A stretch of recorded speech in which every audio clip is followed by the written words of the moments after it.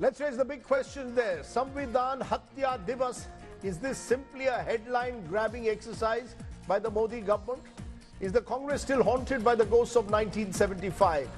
Is the Modi government looking at politics through the rear-view mirror? Is this a bid to blunt the opposition Samvidhan Bachao plank? Just some of the questions we'll raise. I'm joined by Shazia Ilmi, BJP spokesperson and leader, Ashutosh, political analyst of SatyaHindi.com. Joining me, Sanjay Jha, who was with the Congress party, is with the Congress party, but not an official spokesperson. He too joins us. Anmol Panwar is Aam Aadmi Party spokesperson. I appreciate all of you joining me on the show today. I want to come to you first, Shazia Ilmi.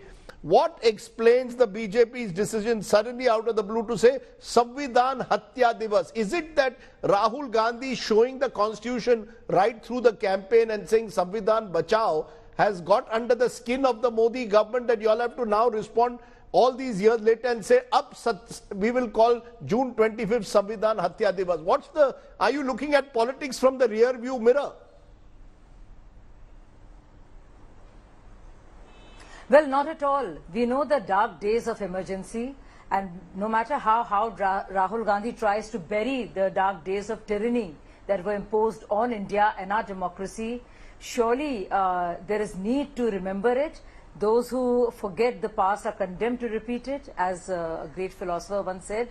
And I think Rahul Gandhi and Congress party, having shown such interest in talking about the constitution and the sensitivities they have shown towards it, should only be too happy that they want, and they should want to be a part of it, and condemn the days of emergency along with Bharatiya Janata Party. But are you responding to him? Is he setting, is he setting the narrative? Is he setting the narrative and you're responding to it? Rahul Gandhi says Samvidhan Bachao, and right through the campaign now, 1 month after the elections are over, suddenly the BJP has come up and said, no, we will have Samvidhan Hatya Diwas. You didn't even think about it last month when there was the emergency anniversary. Is this an afterthought? Maybe, yes. Maybe this is like taking the wind out of the sails of Rahul Gandhi's fake narrative that if BJP comes to power, they will change the constitution. So I think finally it's been punctured totally, and by agreeing to be part of this, Rahul Gandhi can show that he really truly cares for the constitution and will not allow the country to go in the same direction as it did during the time of his grandmother. So I think this is a very important day, and it's been 50 years.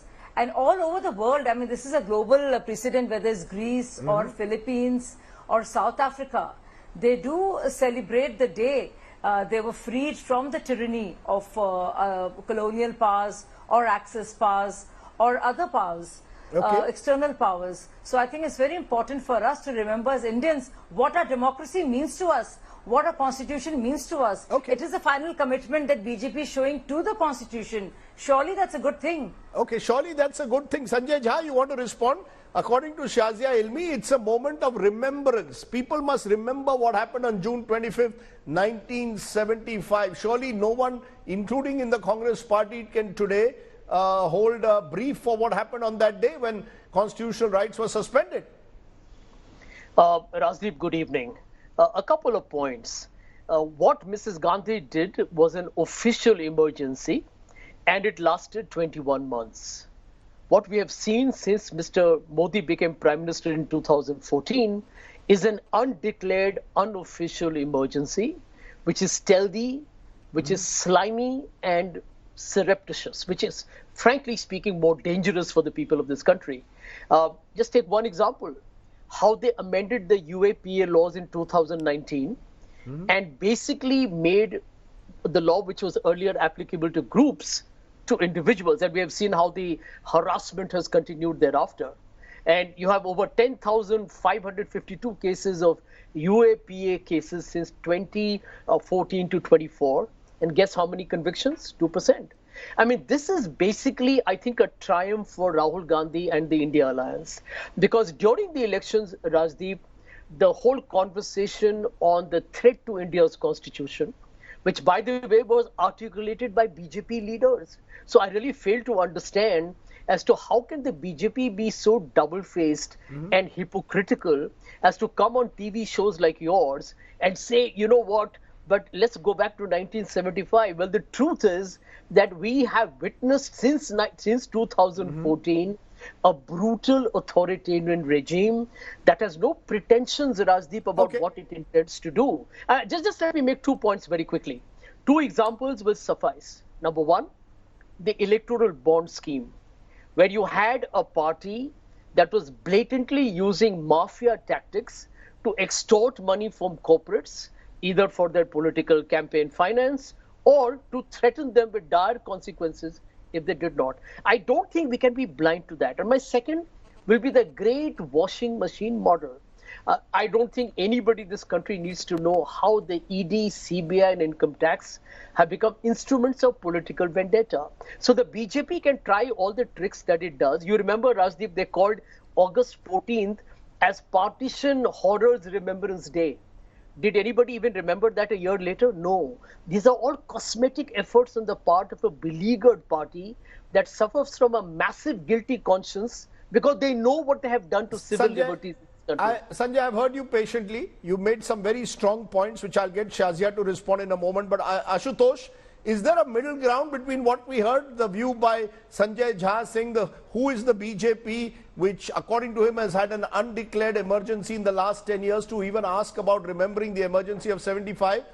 Do you believe there's a middle path where people will say, look, at the end of the day, why should this generation not know what happened in 75? Surely it's only when we remember the past that we won't make the mistakes in the future. See, Rajdeep, history is a very, very different ballgame altogether, because when you are trying to remember and want the next generation to be reminded about what happened on the 25th June 1975, then this should also be reminded to the people who were supporting this emergency. Unfortunately or unfortunately for the BJP and the RSS, one of them was Balasaheb Diwas and many RSS workers. I'll cite three sources. One is by TV Rajeshwar. He writes in his book, India, the Crucial Years, during emergency, Balasaheb Diwas was in jail and he wanted to connect with Indira Gandhi and Sanjay Gandhi. And one of the reasons, and they also appreciated the steps taken by the government at that point of time. One of the reasons was one of them was the family planning among the Muslims. This has never been contradicted ever by the BJP or the RSS ever. Then again, because one can always say that Rajeshwar has written on his own some fiction. But then Balasaheb Diwas in his own book, Hindu Sangathan Sattavadi Rajniti, जो उन्होंने लिखा है, उसमें वो कहते हैं 15 अगस्त 1975 को दिल्ली के लाल किले से राष्ट्र को संबोधित करते हुए जो भाषण आपने दिया, मिसेस गांधी को उन्होंने चिट्ठी लिखी थी 22 अगस्त 1975, जहां वो इंदिरा गांधी की तारीफ कर रहे हैं. This is not the end of it. When Mrs. Gandhi did not respond to any of the letters of Balasaheb Diwas, when he wanted his own RSS workers to be freed unconditionally, and he had gone, he had appreciated Mrs. Gandhi. Let me complete, Rajdeep. Then he had written a letter to Vinoba Bhave, and in this letter is a slap on the face of those who want to celebrate this. मेरी आपसे प्रार्थना है कि आप प्रधानमंत्री के संघ के विषय में जो गलत धारणा है उसे दूर करने का प्रयास करें. उसके फलस्वरूप संघ के स्वयंसेवक कारागृह से मुक्त हों और आज देश में जो सभी क्षेत्रों में उन्नति की योजनाएं प्रधानमंत्री के नेतृत्व में चल रही हैं, उसमें संघ और संघ के सेवक भी अपना योगदान दे सके. यानी Balasaheb Diwas. Ashutosh, the fact is people were arrested, RSS workers were arrested, Vajpayee ji, Advani ji, several hundreds of people were put behind bars. Let's not hold a brief for what happened in 1975 simply because Balasaheb Diwas writes to Mrs. Gandhi to try and get his RSS workers out. That doesn't mean he endorses the emergency. Things are... Rajdeep, Balasaheb Diwas has endorsed emergency. This letter of his own to the Vinoba Bhave categorically establishes this. He's saying कि संघ के स्वयंसेवक कारागृह से मुक्त और आज देश में जो सभी क्षेत्रों में उन्नति की योजनाएं प्रधानमंत्री के नेतृत्व में चल रही है, उसमें संघ और संघ के सेवक भी अपना योगदान दे सके, ऐसी स्थिति का निर्माण हो. Do you endorse it today? All these years later, would you, as a journalist, as an activist, no. Would you endorse it? I'm only exposing the hypocrisy of the Sangha Parivar and the BJP. Nobody in his senses will endorse such a draconian step taken by Congress party under the leadership of Mrs. Indira Gandhi. But those who are trying to tom-tom and blame Congress and for others, they have I their need to own come in. black history. Okay. And that black history is open for them. So they Okay. want to condemn Congress. They should condemn Balasaheb Devaras. Okay, let me come to Anmol Panwar, because Anmol Panwar, all of this is, just a minute ma'am, all of this is happening on a day, all of this is happening on a day when the Aam Aadmi Party leader Arvind Kejriwal has been granted interim bail in the ED case, but he remains in jail on the CBI case. The Aam Aadmi Party, will it take a stand on the 75 emergency? I want to understand from opposition political parties, are you all one on the issue that 75 is a dark moment in our history, and should that be remembered or not? Rajdeep ji, no one in a democracy will endorse proclamation of emergency. It is indeed very ironic that the ones who themselves are murderers of constitution and democracy are talking about Samvidhan Hatya Diwas. The assault on the constitution and democracy occurred on 21st of March when they blatantly misused the central agencies like the CBI and ED and arrested a 3-time elected chief minister who won with an overwhelming majority in a false and fabricated case in which even after 2 years of investigation, they have failed to recover a single penny and there's no direct evidence against them. The assault on constitution and democracy occurred when the central government promulgated an ordinance and then passed the GNCTD Amendment Act, which diminished the powers of the elected governments of Delhi over services. The real assault on the constitution and democracy is when you topple democratically elected state government, when you disrespect mandate of the people, when you challenge their voting power and punish them for not voting for BJP. They choose to undermine the core principles of electoral democracy because they want to deflect from the real issues, because they have failed to deliver in last 10 years and they have neither the intent nor the capability to deliver in the coming years. Okay, I've heard 3 views clearly. Shazia, you deserve a little bit more time. Therefore, respond to what is the broad theme. The opposition's broad theme is, who is the BJP today to take the moral high ground when you use Operation Lotus to dismiss governments, when you arrest opposition chief ministers, when you are accused of misusing agency powers to target your critics? Respond to that. You don't have the right moral high ground, you cannot take anymore. So Rajdeep, we have to distinguish first and foremost from facts and real happenings to charges and speculation.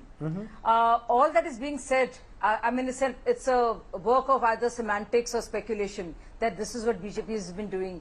You have been conducting these debates all throughout these 10 years, having taken a tough stand on BJP or Congress and what have you. Sanjay Jha has been right here saying all that he does, vilifying, demonizing, using all kinds of language, negative, abusive, and it's all happened, right? Was it democracy?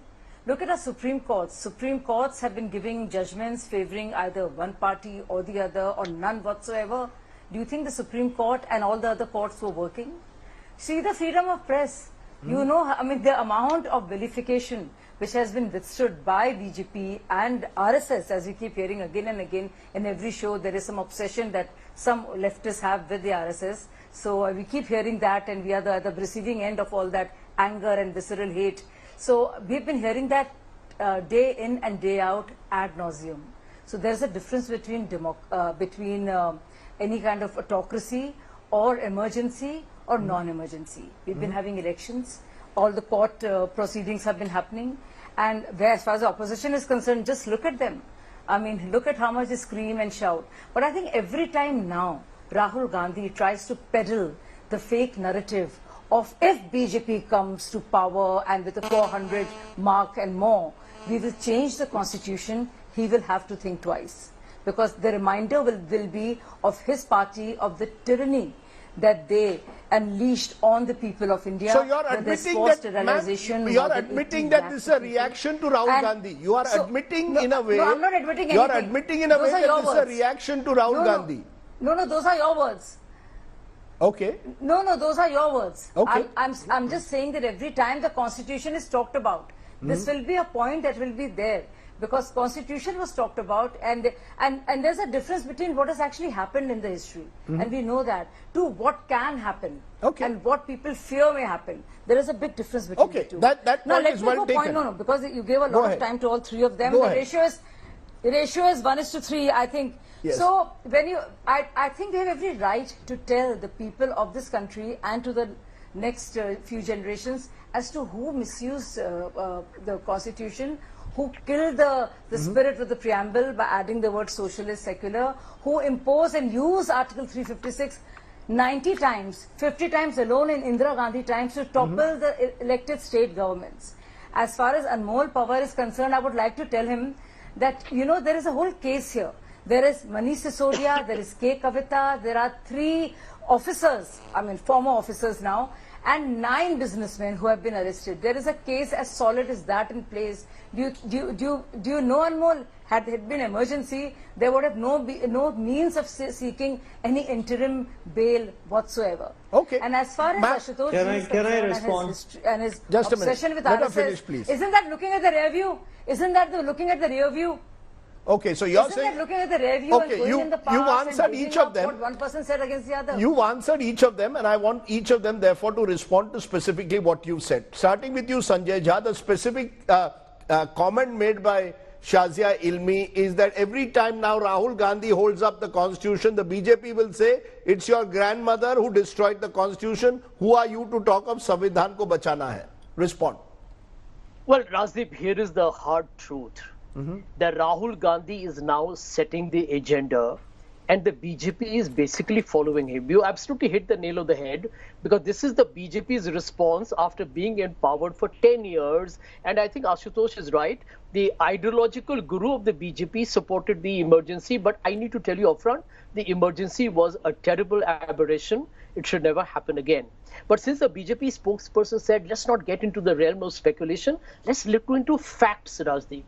The truth is that India's ranking on the World Press Freedom Index, she went on and on about media freedom. Let me educate her here. India's ranking is 159 on 180 when I read it last, Shazia Ilmi. Get to know your facts. Number 2, and very important, you know, go back to this campaign that they have done since 2014, Rajdeep. It hasn't got the attention it deserved. Mr. Modi and Mr. Shah talk about a double-engine sarkar. You know what it implies? It basically tells the people of this country that if you don't vote the BJP in the state when they are in the center, do not expect the center to actually take care of your needs, whether it's financial, security, or whatever. It's almost like an implied threat. To my mind, it is the most anti-democratic, anti-constitutional facade of the BJP that hasn't been exposed, but on your program, because it is one of the few where conversations are civilized, and you need to put that out in the middle. The third point, she said, let's not get into speculative stuff. I agree with you. Look at what the Supreme Court said, Rajdeep. Go back to the Chandigarh mayor election, a blatant fraud being done live on camera. And the Supreme Court's words were, and I'm quoting the Supreme Court, a murder of democracy, a mockery of democracy. This is not Rahul Gandhi. This is not Akhilesh Yadav. This is not some kind of a scribe who supports the left liberal political ecosystem. And my last point, if this competitive thing continues, tomorrow the Congress comes into government. I would like to answer and that. It might say, just yes, 1 minute. I would like to come in. Let her finish. Let him finish. Yeah, just 15 seconds. The Congress or the India Alliance comes into government, and they announced that February 27th will be called as Genocide Horror Day.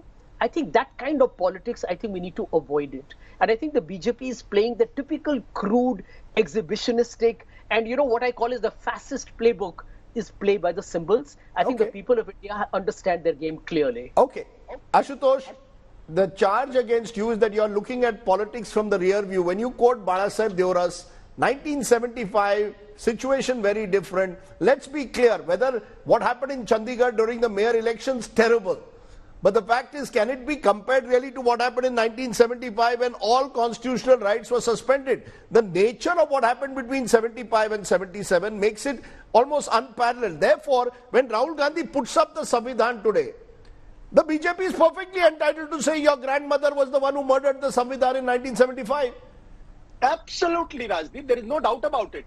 So, okay, I will not go back in history. I will not talk about Balasaheb Deoras because many people have problem with the Balasaheb Deoras, including JP Nadda, because he said the BJP has become very dependent on him. Let's go back to Deen Dayal Upadhyay.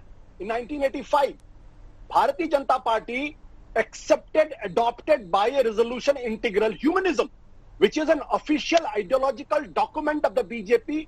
BJP has not disowned till this date. So that is in present. And this is the book. This book is called Integral Humanism. On the page 56, it reads, Deen Dayal Upadhyay basically is saying that the federalism of the India, the federal structure of the India is basically a threat to the India's unity and integrity. I am quoting the book, which is an ideological framework of the BJP at present. तो क्या कहते हैं, भारत की एकता और अखंडता की धारणा का विरोधी है, क्योंकि इसमें भारत माता की जीवनमान चैतन्यमयी कल्पना नहीं है. हमारा संविधान संघात्मक न होकर एकात्मक होना चाहिए. And then the BJP has said when the constitution was built, the RSS has said कि इसमें इंडियन कुछ नहीं है. तो दीनदयाल उपाध्याय क्या कहते हैं, what is Indian? That Indian constitution and Indian state structure should be dharmaraj. It should be dharmaraj. Ashutosh, I'm quoting this book. This is the so therefore, either the BJP, either the Shazia Ilmi should disown the book, disown the integral humanism, or should not talk about rubbish. You know, and then I'll Rajdeep, another 30 seconds.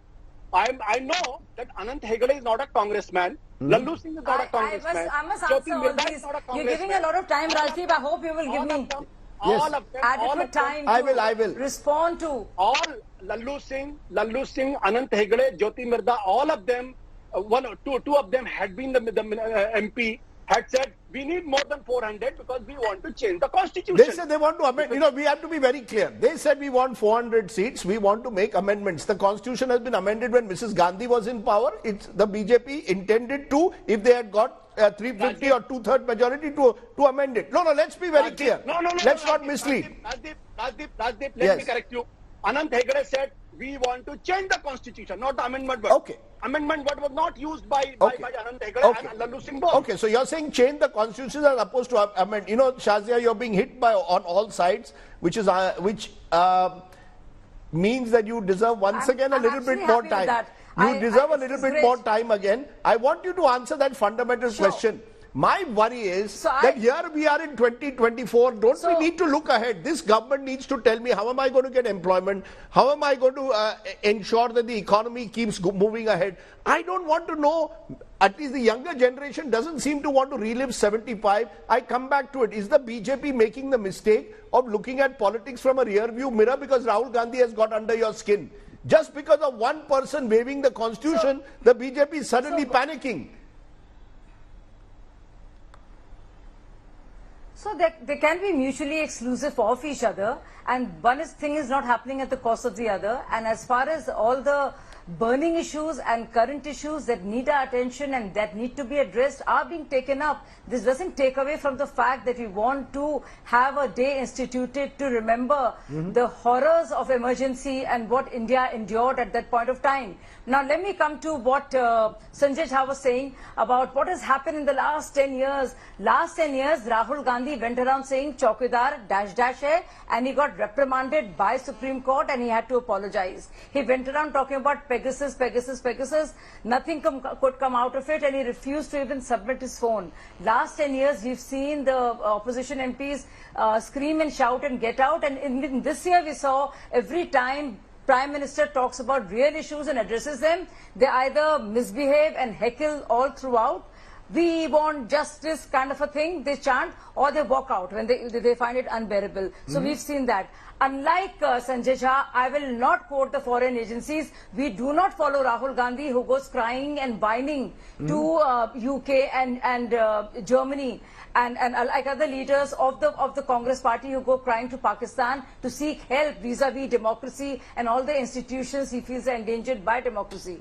So we are not like that, Sanjay, and you might quote an agency. I will not. Either an agency that affirms our faith in democracy, or other way around. No, there is much more that I want to say. As far as Ashutosh is concerned and his obsession with the past, Ashutosh, I wish you heard Prime Minister clearly when he talked about competitive federalism and cooperative federalism. It's one thing that you talk about what happened in the past. It's second thing altogether to see where you are living, what is happening, what the Prime Minister stands for. And yes, Constitution has been amended many I have very limited time, therefore, and I will give just one sharp 20-second comment to each, starting with you, Anmol Panwar, because the point that Shazia Ilmi made, please don't compare an Arvind Kejriwal situation with the emergency. These are two very different situations. You can't say on the basis of an ongoing case in a scam, where alleged scam in which others have been arrested, that this is emergency. Will you accept that or not?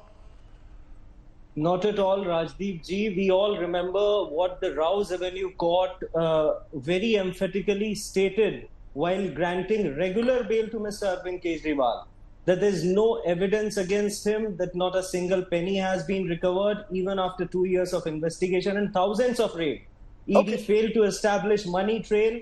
The statements in his favor were suppressed by the officials of ED. But he is at least getting the benefit of the judicial process. However elongated that may be, can we compare it to 75 is a question that is blowing in the wind. But Sanjay Jha, you said that you will go on facts. The facts is, during the emergency, journalists, activists, opposition politicians were all put behind bars. Mr. Modi is saying, or the BJP is saying, please do not compare the two situations.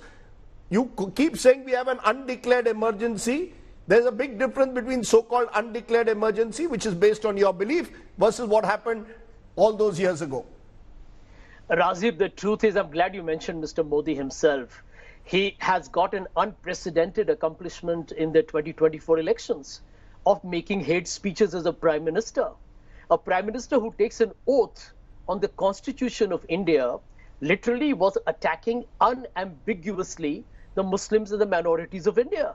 So, end of day, you want to know whether he has respect for the Constitution. The highest office in this land scorned the Indian Constitution. Let's not try and pretend about it. Let's not put it out. My last point. The preamble says we are a secular, socialist, democratic republic. Mr. Modi's government has been anti-democratic, anti-socialism, anti-secular, and for them, republic is probably a TV channel. Well, all I will say, that's an interesting one-liner you just gave, but all I will say is the best way, I believe, to really remember the emergency is to respect constitutional values. That's how you do it. And the way to do it, free up the agencies, make them independent, make sure that the media is fully independent. If you can do what really the Constitution wanted you to do in terms of its values, that's the way to remember the past, not necessarily by having headline-grabbing events which once a year may force you to remember what happened on June 25th, 1975. Let me leave it there. Shazia Ilmi, Anmol Panwar, Ashutosh and Sanjay Jha, appreciate you joining me here on my talking point tonight.